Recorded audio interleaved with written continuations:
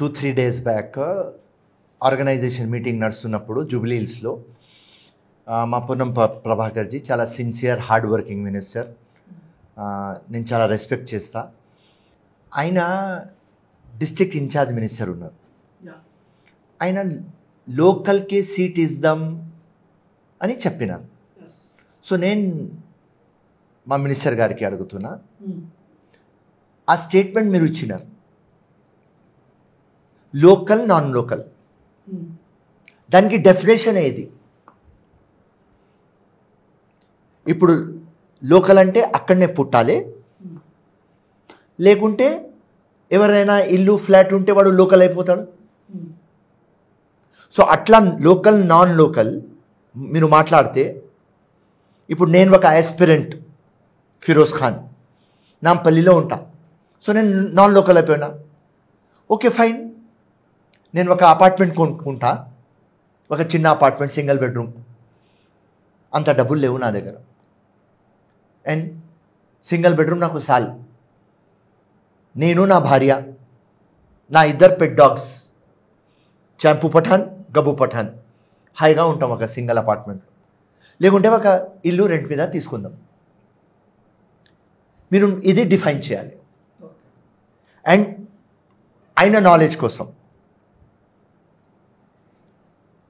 వైనాడ్లో Rahul Gandhi local, వైనాడ్లో Priyanka Gandhi local, కొడంగల్లో ఉంటాడు మా ముఖ్యమంత్రి మల్కాజిరికి లోకల్, అండ్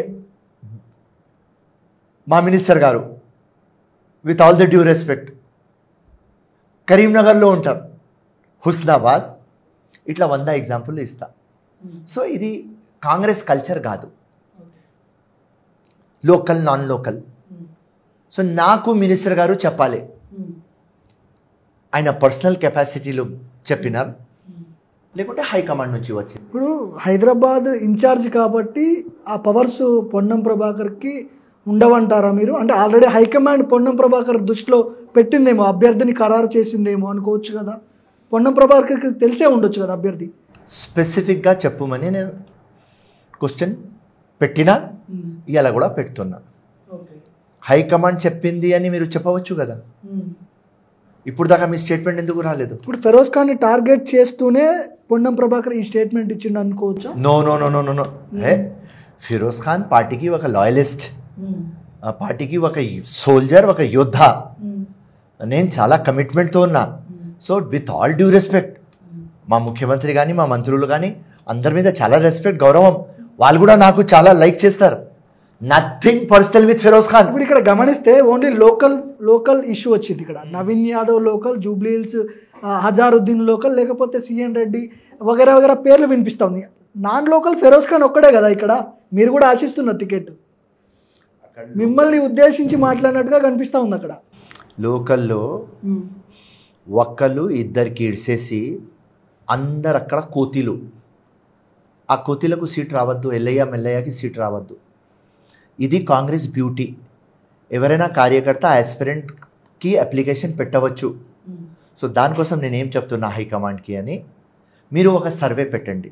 ఓకే, సర్వే పెట్టేసి కాంగ్రెస్ పార్టీలో ఒక 100 పులిలు ఉన్నారు, దాని నుంచి ఒక పెద్ద పులి తీయండి.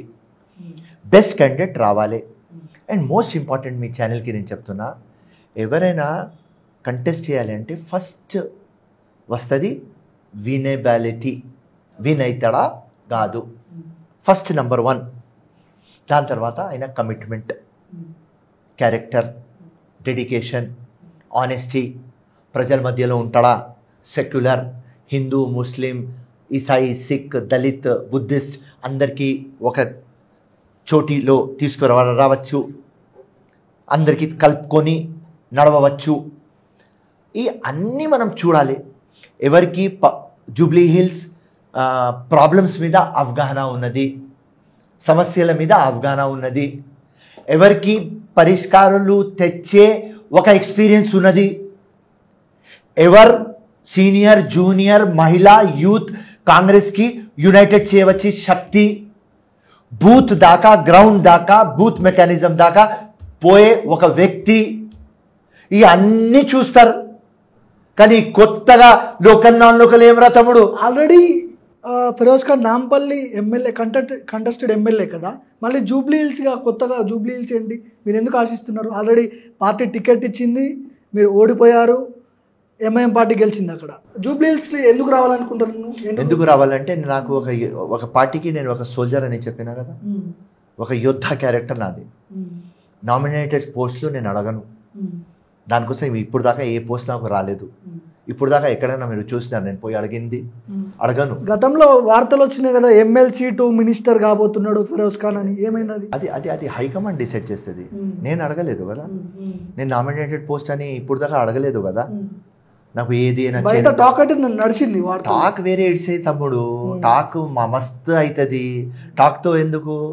నేను టాక్ చేసినా అది ఇంపార్టెంట్, నేను అడిగినా అది ఇంపార్టెంట్.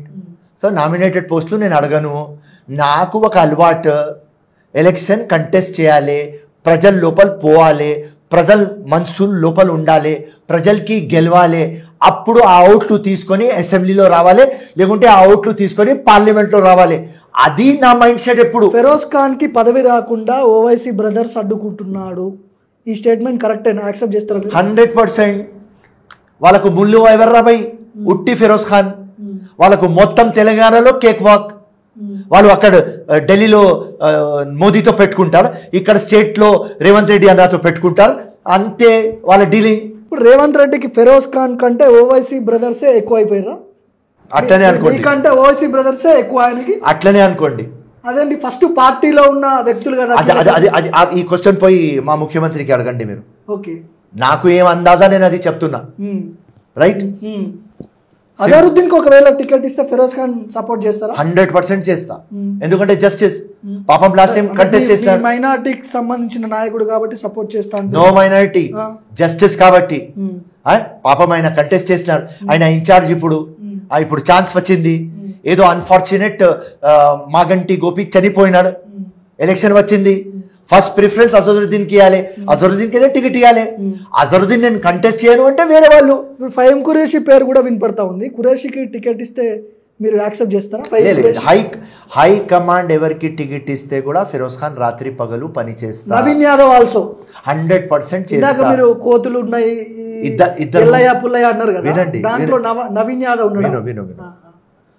ఇద్దరు ముగ్గురికి ఇడ్సేసి 1-2 ఇడ్సేసి అందరు అక్కడ కోతిలు ఉన్నాయని చెప్పిన. రైట్. అది 1 అజరుద్దీన్ ఉండవచ్చు, 2 నవీన్ యాదవ్ ఉండవచ్చు, వేరే వాళ్ళు కోతిలు నా ముందు. సింపుల్. వాళ్ళకు ఇవ్వద్దు. ఎల్లయ్య మల్లయ్యకి టికెట్ ఎందుకు ఇవ్వాలి రాబాయ్? ఇంత కష్టపడి నా క్యాండిడేట్ ఫిరోజ్ ఖాన్కి ఎందుకు ఇయ్యారు రాబాయ్? 4 టైం నేను కంటెస్ట్ చేసిన, ఎందుకు ఓడిపోయినా బొగస్ ఓట్లు, అది ప్రపంచంకి మొత్తం తెలుసు. ఒకసారి ఎంపీ కంటెస్ట్ చేసిన, నాకు ఎందుకు ఇయ్యారు? Simple logic. మొత్తం జీవితం కాంగ్రెస్కి అంకితం చేసిన